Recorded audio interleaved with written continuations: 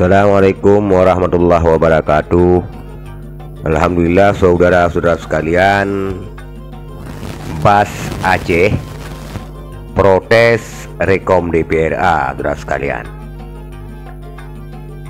terkait pemberitaan Serambi Newscom pada tanggal 24 November 2022, di mana BAS Aceh ataupun Barisan Anak Serdadu Aceh, Barisan Anak Serdadu Aceh menanggapi ataupun memproteslah, menanggapi rekom daripada Banggar DPRA kepada Gubernur Aceh untuk mengganti pejabat ataupun SKPA dari pemerintah Aceh yang berkinerja buruk, saudara-saudara sekalian. Dan BAS Aceh dalam hal ini menanggapi melalui harian Serambi Newscom bahwa meminta kepada Gubernur Aceh untuk tidak diintervensi oleh pihak manapun, saudara sekalian.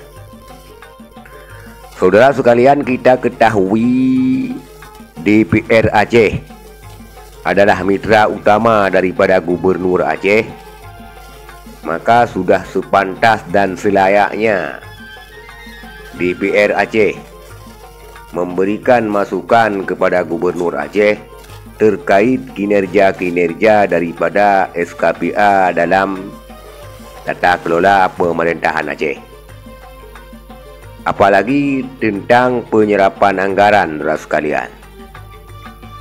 Kalau pejabat-pejabat berkinerja buruk, maka dikhawatirkan setiap tahunnya membengkak silpa PBA Aceh. Sedangkan pembangunan di sana-sini di Aceh masih sangat dibutuhkan, saudara sekalian. Saudara sekalian, BAS Aceh yang diketuai oleh Isa Alima, Dr. Andes Isa Alima, yang juga mantan DPRK Pidia, seharusnya dia lebih tahu bagaimana kedudukan DPRK Pidia dengan Bupati Pidia, dengan Pemkab Pidia ataupun dengan Bupati Pidia.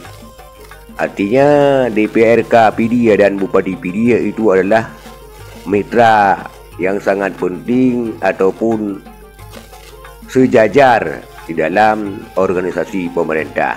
Begitu juga DPRA dan Gubernur Aceh sejajar, hanya fungsi dan tupoksi yang berbeda, saudara sekalian. Sebagaimana DPR RI dengan Presiden, kedua-duanya lembaga tinggi negara, saudara sekalian.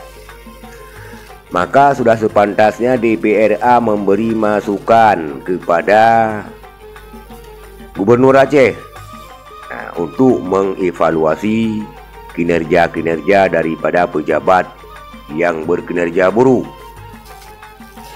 Saudara sekalian, dan bukan suatu kegaduhan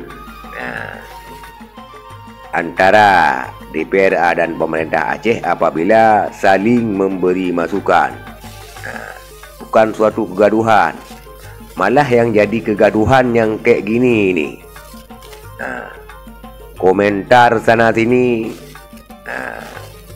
seperti BAS Aceh sudah komentar, ini jangan bikin gaduh, jangan diintervensi.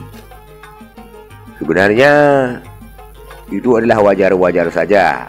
Kalau kami selaku rakyat menanggapi, wajar-wajar saja. Kami ini rakyat tidak mempunyai basis organisasi apapun, juga tidak mempunyai titel apapun. Jadi wajar saja DPRA memberi masukan ataupun rekomendasi.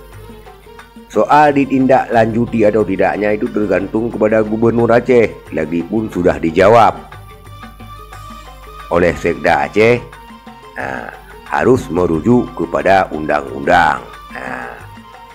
Masalah pergantian daripada SKPA itu harus merujuk kepada undang-undang yang berlaku. Jadi cukup Gubernur Aceh saja ataupun pemerintah Aceh saja yang memberikan penjelasan kepada DPRA terkait hal tersebut. Jadi bukannya DPRA itu yang bikin gaduh. Dan jangan terkesan organisasi-organisasi manapun jangan terkesan untuk melindungi pejabat-pejabat yang berkinerja buruk. Di komentar-komentar beginian dianggap oleh masyarakat hanya melindungi pejabat-pejabat berkinerja buruk. Biarkan saja hal ini, rekomendasi DPRA ditindaklanjuti atau tidaknya itu adalah urusan pemerintahan Aceh dengan mekanisme yang berlaku. Sekian, terima kasih. Assalamualaikum warahmatullahi wabarakatuh.